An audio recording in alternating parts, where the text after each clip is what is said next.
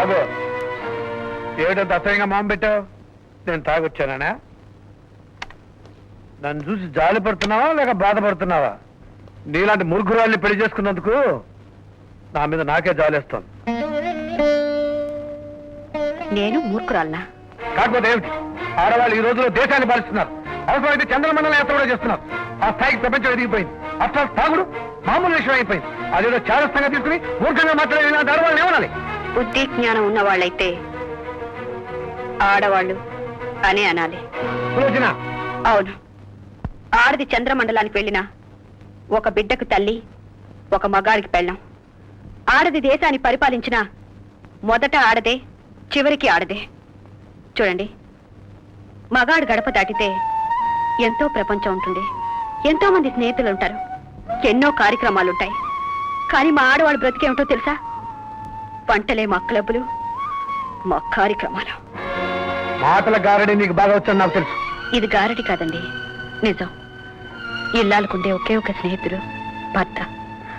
మీరు గడప దాటి బయటికి వెళ్ళిన తర్వాత సాయంత్రం వరకు ఎదురు చూసేది మీకోసమే. మీరే మా ప్రపంచం. కానీ సాయంత్రం అయ్యేసరికి మీరు తాగొస్తారా? అదే అదే నేను అడిగేది. తాగితే తప్ప? అబ్బే, తప్పు కాదండి. సాయంత్రం వరకు కష్టపడి వచ్చే మీకు ఆనందాన్ని కలిగించడం కోసం శుభ్రంగా స్నానం చేసి చెడబరువైన మల్లెపూలు పెట్టుకుని ఎదురు చూస్తూ కూర్చుంటాం. ఎందుకో తెలుసా? మీ కౌగులింతకు పులకరించాలని, మల్లెపూలకు పరవశించాలని. కానీ మీ దగ్గర చేరితే మాకొచ్చేది విస్కీ వాసన, బ్రాండీ కంప.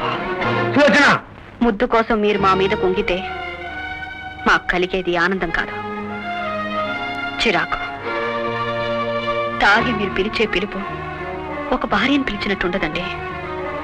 అవసరం కోసం ఒక ఆడదాన్ని పిలిచినట్టుంటుంది. అంతెందుకు, తాకుండా మేము మీతో చేసేది సంసారం, తాగి మీరు మాతో చేసేది వ్యభిచారం. మనిషి నోరు ముయించగలరు మీరు మగాళ్ళు కాబట్టి, కానీ మనసు నోరు ముయించలేరు. మీకు మనసు లేదు కాబట్టి.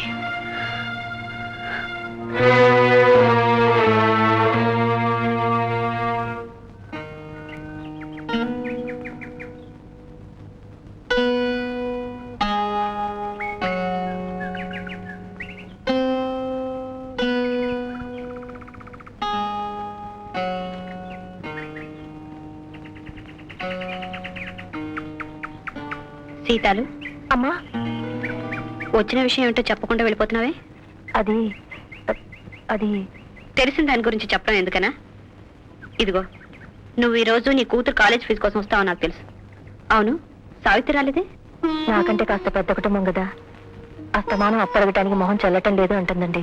అయినా మా తాగుబోతు సన్నాసికి చాలాసార్లు చెప్పానమ్మా, ఈ చదువులు వద్దు, సట్టుబండులు వద్దు, 3 పూట్ల కాస్త తిండి పెడితే చాలు అని. అంతే సీతాలు. కానీ సావిత్రి ఏముంటుందో తెలుసా? నా 2 ఆడబడుచులకు పెళ్లిళ్ళు అయితే చాలు, అతను తాగినా పర్వాలేదు అంటుంది. మరి నేనేమంటానో తెలుసా? ఆయన నాకు తిండి పెట్టకపోయినా పర్వాలేదు, ఆయన తాగకుండా ఉంటే అంతే చాలు అంటాను. సీతాలు, ఒకే ఊర్లో పుట్టి ఒకే ఊరికి కోడళ్ళుగా వచ్చాం. ఒక రకంగా మన ముగ్గురు బాధలకి తేడా లేదు. సరే, ఇదిగో, ఇందులో 200 ఉంచుకుని మిగతా సావిత్రికి ఇచ్చే. వస్తానమ్మా. అలాగే.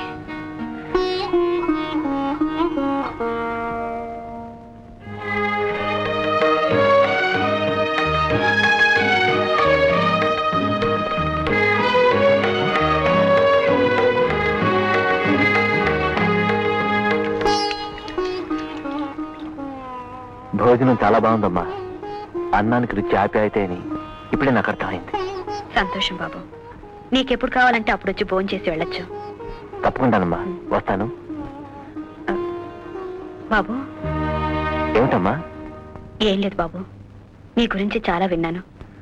ఈ ఊర్లో చాలా మంది చేత నువ్వు తాగుడు మానిపించేస్తున్నావని, నువ్వు ఉండే ఇంటికి తీసుకెళ్తే తాగుడు మానేస్తున్నారని విన్నాను. అవునమ్మా, అంత పెద్ద దురలవాటు మీద నేను ప్రకటించిన చిన్న యుద్ధం. శత్రువు దుష్టుడైనప్పుడు చిన్నవాడు కూడా పెద్ద వీరుడే అవుతాడు. నాకు సాయం చేస్తావు బాబు? నేనా? నీకా? నేనేం చేయగలను? మా వారి చేత తాగుడు మాన్పించగలవా?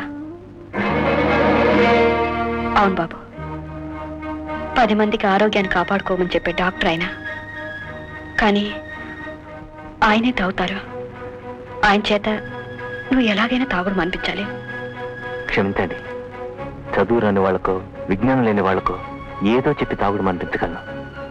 కానీ శరీర ధర్మం గురించి తెలిసిన ఒక డాక్టర్కి ఏం చెప్పగలను చెప్పండి? మరి ఎలా? మీరే చెప్పండి. తాగుద్దని చెప్పండి, గట్టిగా చెప్పండి. చెప్పాను బాబు, చాలాసార్లు చెప్పాను. మీరు తాగే ప్రతి చుక్క నా కళ్ళల్లోంచి నీళ్లుగా బయటకు వస్తున్నాయని పెళ్ళైన నాటి నుంచి 10 సంవత్సరాలుగా చెప్తూనే ఉన్నాను. చెప్పి చెప్పి అలసిపోయాను.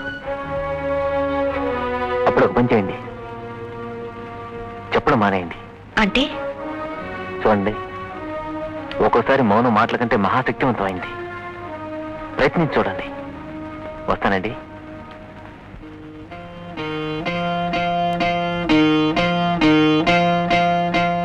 సులోచన, కాప్.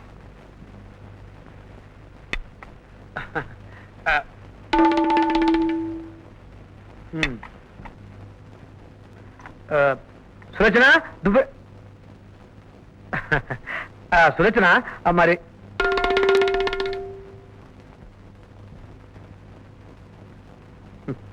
అడగకుండా పెట్టిన అద్భుతంగా ఉంది భోజనం. కానీ సులోచన, ఈ కూర. సులోచన, ఏమైంది నీకు? నోరు పడిపోయిందా? మాట్లాడే.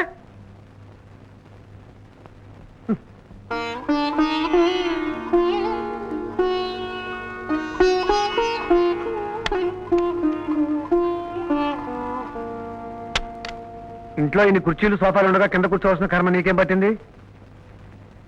ఏం మాట్లాడావు? నిన్నే అడిగేది. ఆల్ రైట్, నేను మాట్లాడకుండానే కాఫీ ఇస్తున్నావు, నేను అడగకుండానే భోజనం పెడుతున్నావు, నాకు కావాల్సినవన్నీ చూస్తున్నావు. Many many thanks. కానీ ఒక మగాడికి కావాల్సింది, భార్యగా నువ్వు ఇవ్వాల్సింది ఇంకోటి ఉంది. అది గుర్తుందా? అప్పుడు నువ్వు నాతో మాట్లాడపోయినా పర్వాలేదు.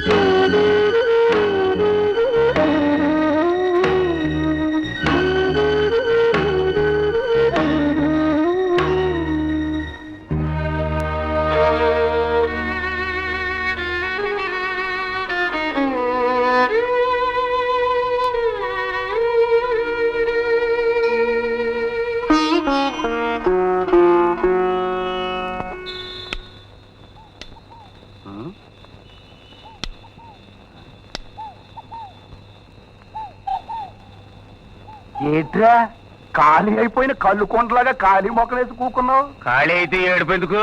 ఖాళీ అవకే బాధంతా. నవ్వక. సీరియస్ అయిపోకో. అవును రే, నా సారా కొట్టు కానీ నేను ఈగలు తోలుకుంటూ కూకోటానికి, నీ కళ్ళు దుకాణం కాడ నువ్వు దోమలు తోలుకుంటూ కూకోటానికి కారణం ఎవడంట? ఆడేరా, కొత్తగా వచ్చిన కుర్ర సన్నాసి అపరగాంతి. ఇడుదుప్ప దిగ ఊళ్ళో జనానికి ఆడు ఏం మొత్తం మంది వేసాడో గాని ఒక్క గ్లాసుడు సారా గాని సుక్కర కళ్ళు గాని ముట్టుకుంటే ఒట్రా. అరువిస్తారన్నా గాని కొట్టుకాడికి ఎవరు రావట్లేదు. వ్యాపారం పడిపోయింది. గగగగగ గల్లా పెట్టి గిలగిలగిలగిల అరిపోతుంది. అయితే ఇప్పుడు ఏంటంటావు? చెప్తా. నీ చేతిలో ఉన్న కత్తుచ్చుకుని ఆడి దగ్గరికి వెళ్ళు. ఈ ఊరిడిచిపెట్టి వెళ్ళిపోతావా, వరలు విడిచిపెట్టి వెళ్ళిపోతావా అని డబ్బిరెట్టుగా అడిగాయి. ఊరు విడిచిపెట్టి వెళ్ళిపోతానన్నాడు అనుకో, ఓకే.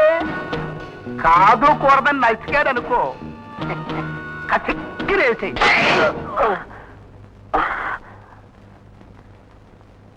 రే, నా పేరు గాంధీ, కానీ నా గుణం మాత్రం అంత గొప్పది కాదు. ఆయన సమాధానం హింసకు అహింస, కానీ నాది మాత్రం దెబ్బకు దెబ్బ. నా రక్తం కళ్ళ చూసిన వాడు రక్తం తెలకు దిద్దుకుంటే వదిలిపెట్టను.